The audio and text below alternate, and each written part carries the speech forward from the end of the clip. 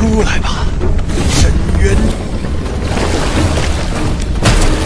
Halo para pecinta film Donghua. So, bagaimana kabar kalian? Semoga kalian dalam keadaan yang baik-baik saja. Di video kali ini tentunya bakal melanjutkan series film Donghua yang berjudul Yosenji ataupun Tales of Demon part ke-19. Buat kalian yang belum nonton part sebelumnya, silahkan cek di bawah deskripsi video ini, oke? Langsung saja kita mulai.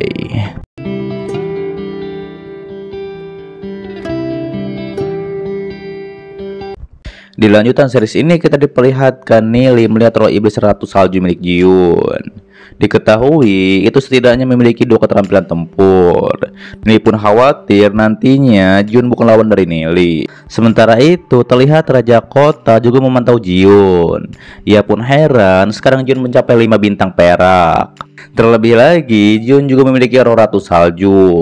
Diketahui itu lebih kuat daripada teman-temannya.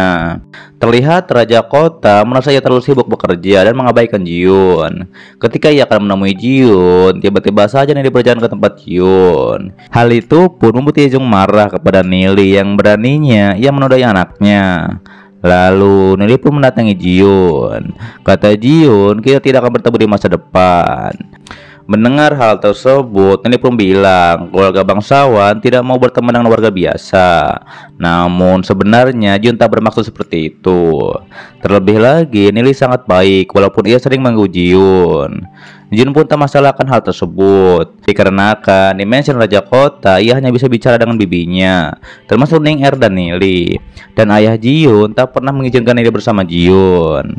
Sontak Nili pun menyalahkan Raja Kota yang membuat Jiyun tak bisa bebas. Nili menambahkan bahwa Raja Kota bukan ayah yang baik. Namun Jiyun tetap membela ayahnya dikarenakan dia Raja Kota yang melindungi kota Glory.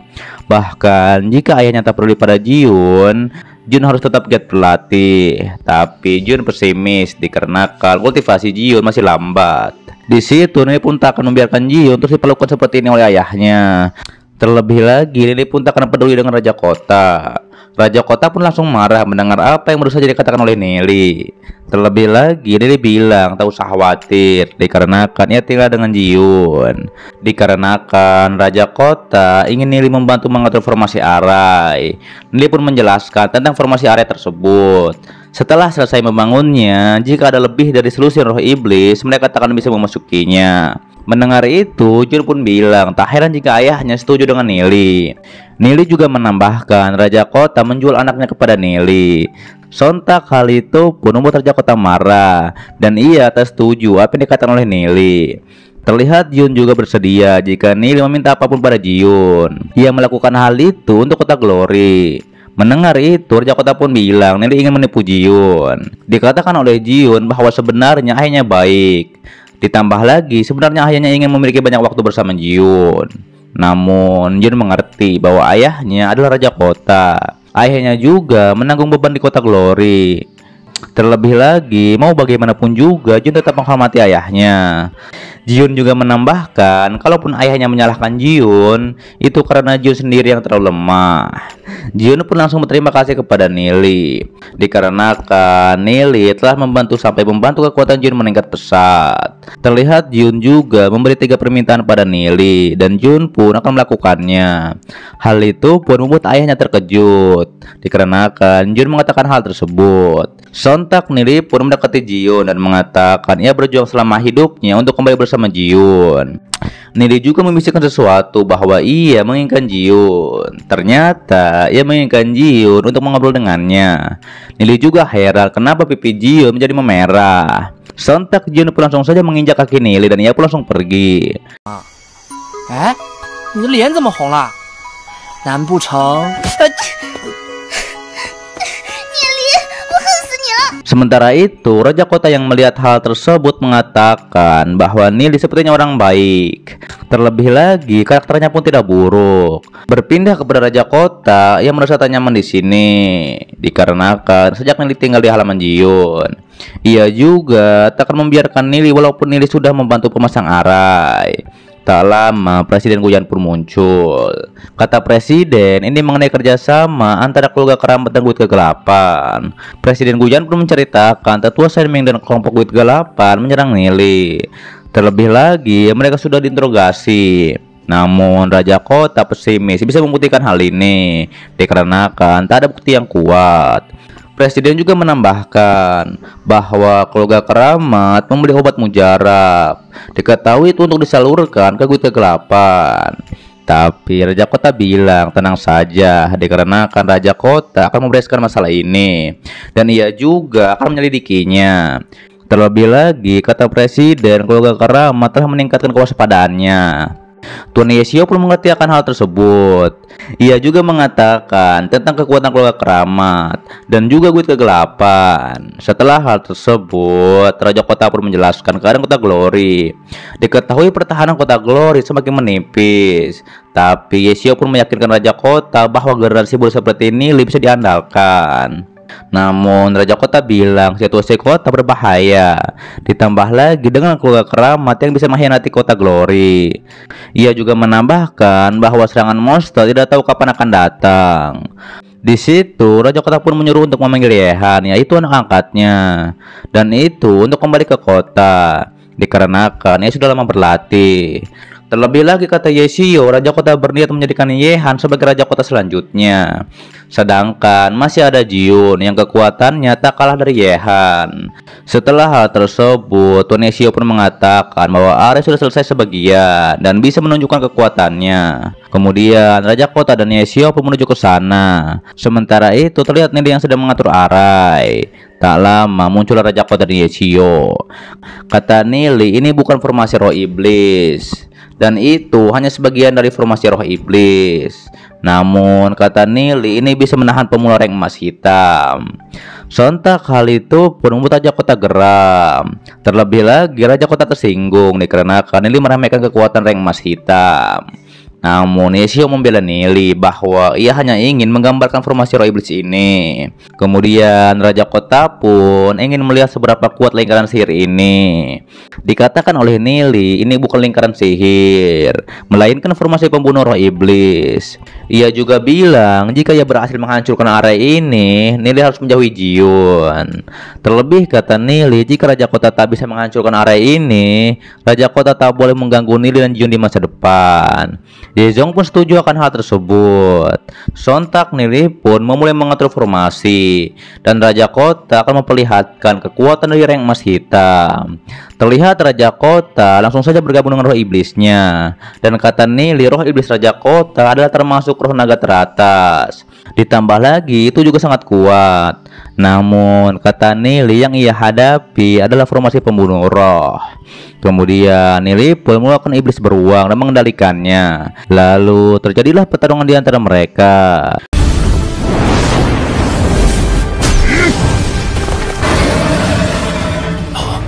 明雄连击出击， Ditambah lagi, Nili juga mengeluarkan ulat air hitam. Diketahui iblis tersebut, semua cairan yang dikeluarkan sangat beracun. Raja Kota pun berpikir mungkin hanya Master Roh Legenda yang bisa menghancurkannya. Ia pun terkejut bahwa Arai ini bisa mengendalikan banyak roh. Dan ia pun memuji Nili yang memiliki beberapa kemampuan. Di situ Raja Kota pun langsung berubah menjadi wujud terkuatnya. Kemudian terjadilah pertarungan sengit antara Raja Kota dan 3 iblis roh tersebut. Namun pada akhirnya Raja Kota pun berhasil dikalahkan.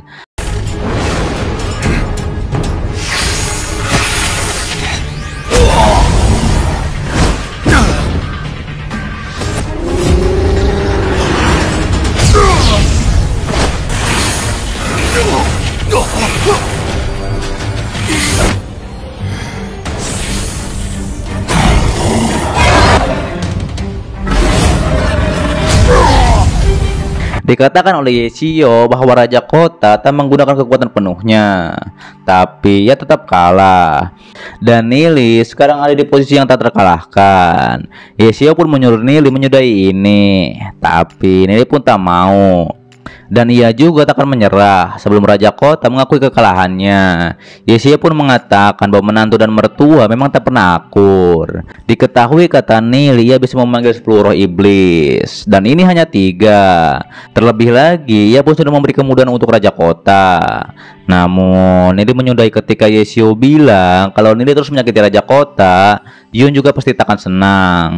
Setelah hal tersebut, Nili pun menyudahinya.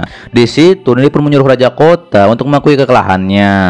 Namun kata Raja Kota, formasi ini sulit, tapi ia menemukan caranya. Sontak ia pun menarik kaki Nili dan bilang caranya adalah menangkap yang mengendalikan formasi ini. Terlihat Raja Kota juga memukul bokong Nili. Ia juga mengatakan ini karena Nili mulainya dengan kejam. 凭什么？就凭你刚才下手这么狠，看我现在不过就耍流氓。 Setelah hal tersebut, Nili pun pulang dalam keadaan kesakitan, dan Nili akan membalas ini cepat atau lambat. Sementara itu, ketika Yesio akan bertanya soal Arai pada Raja Kota, justru Raja Kota pun malah tertawa terbahak-bahak, dikarenakan bisa melihat Nili tertindas. Suara tertawa itu pun terdengar sampai ke penjaga, dan Tuan Yesio mengatakan ia belum pernah melihat Raja Kota tertawa seperti ini. Terlebih lagi, ia selalu serius untuk melindungi kota Glory. Dan ini berkat Nili yang membuat Raja Kota mengeluarkan sifat aslinya. Kembali pada Nili yang tiba-tiba saja didatangi oleh adiknya. Diketahui adiknya khawatir. Ternyata ada juga Ning-Er. Ning-Er mengatakan bahwa ia khawatir pada Nili. Ia juga baru mengetahui bahwa Nili pindah ke halaman rumah Jiun. Terlihat di situ Ning-Er membawa kue kukus untuk Nili. Tak lama Jiun pun muncul. Sontak hal itu pun membuat Nili salah tingkah, dan ia pun mengajak semuanya untuk masuk ke dalam. Diketahui itu untuk mengobrol. Namun tiba-tiba saja bokong Nili sakit kembali. Ia mengatakan ia baru saja dipukuli. Dan tentu saja ini ulah Raja Kota. Sontak Jiun pun mendatangi Nili. Terlihat ia pun menjadi khawatir, dan ia pun menyuruh Nili untuk pergi. Namun kata Nili ini salahnya. Ditambah lagi ia pun hanya tak percaya Raja Kota melakukan hal ini padanya. Lalu Nili pun bilang ia ingin pulang dan diobati. Ternyata Nili tak bisa mengobatinya sendirian, dikarenakan itu di area sensitif. Sontak Nili pun meminta Jiun untuk mengoleskannya, tapi terlihat Jiun agak ragu. Sontak Ning-Er pun yang akan membantu Nili, tapi tiba-tiba saja Jiun juga akan membantu, dikarenakan ini disebabkan oleh ayahnya. Kemudian mereka berdua pun membantu Nili masuk ke rumah. Terlihat Nili pun langsung berbaring dan langsung saja diobati oleh 2 wanita tersebut. Ayo, 现在该怎么办？我也不知道。轻点，轻点。 Setelah selesai, Nili pun ingat bahwa mereka berdua ini dulunya adalah teman baik. Namun di saat itu Jiun pun mengingat sejak saat itu hubungan pertamanya dengan Ning-Er retak. Berpindah kepada Nili yang mengatakan bahwa Arai ini sudah cukup untuk pertahanan istana kota.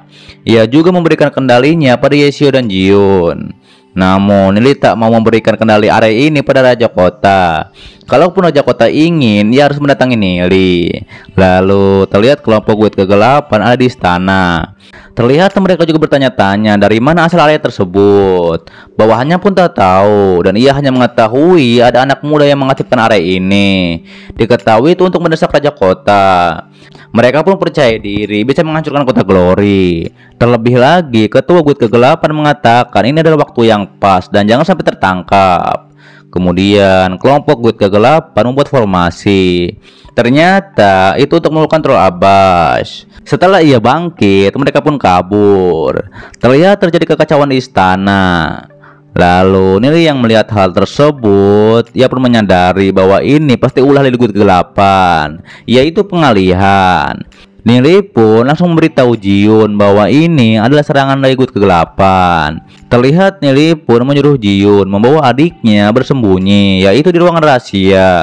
Sementara itu Nili akan mengalahkan mereka memakai area pembunuh. Nili merasa Guild Kegelapan kali ini datang untuk mencarinya. Lalu Nili pun pergi memakai roh bayangan iblisnya. Di sisi lain, pasukan troll abai sudah mulai menyerang. Lalu pasukan istana pun bertarung dengan mereka. Terlihat Wan Yeshu juga ikut membantu pertarungan.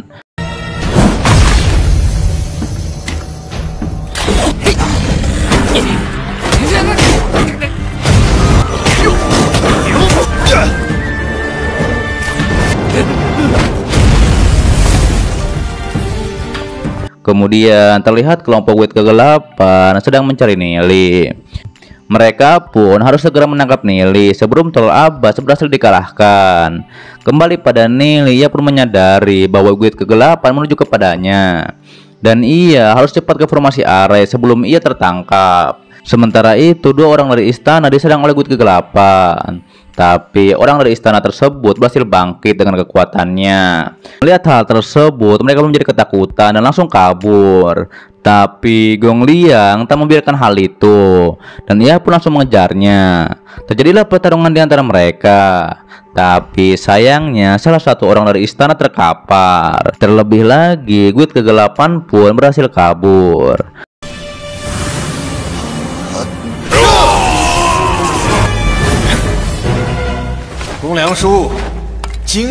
Kembali pada Nili yang akhirnya ditemukan oleh kelompok Wit kegelapan. Di situ Nili pun menipunya dengan mengatakan di sini ada Tuan Yezong. Hal itu pun membuat ia takut. Lalu Nili pun dikejar-kejar oleh orang tersebut. Terlihat orang tersebut heran kenapa Nili begitu cepat. Sementara itu troll Abbas terlihat menuju formasi pembunuh. Dikatakan oleh Nili memakai formasi hanya bisa menyebaknya. Terlebih lagi harus memakai cara yang luar biasa untuk membunuhnya. Kemudian Nili pun berhenti di tengah hutan, dikarenakan ia mengira orang yang mengejarnya sudah tertinggal. Namun tiba-tiba saja Nili diserang dari belakang. Saat itu Nili pun langsung bersembunyi. Sontak orang Wit kegelapan pun merasa pasti Nili belum pergi jauh. Kembali pada Nili, ia pun menyadari bahwa kecepatannya masih terlalu lambat. Lalu Nili pun keluar, tapi pada akhirnya ia pun dikejar orang itu kembali. Di situ Nili pun langsung menyerangnya menggunakan pedang meteor Dewa Petir.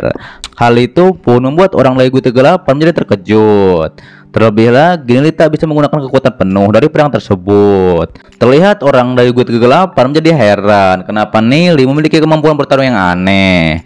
Tapi ia mengatakan bagaimanapun juga ia harus menangkap Nili, dan ia pun mengejar Nili kembali.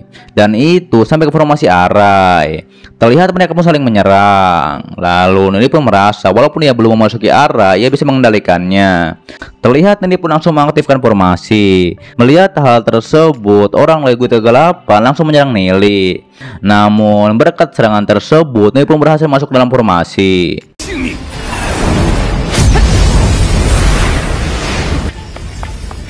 Haha, 无血相送。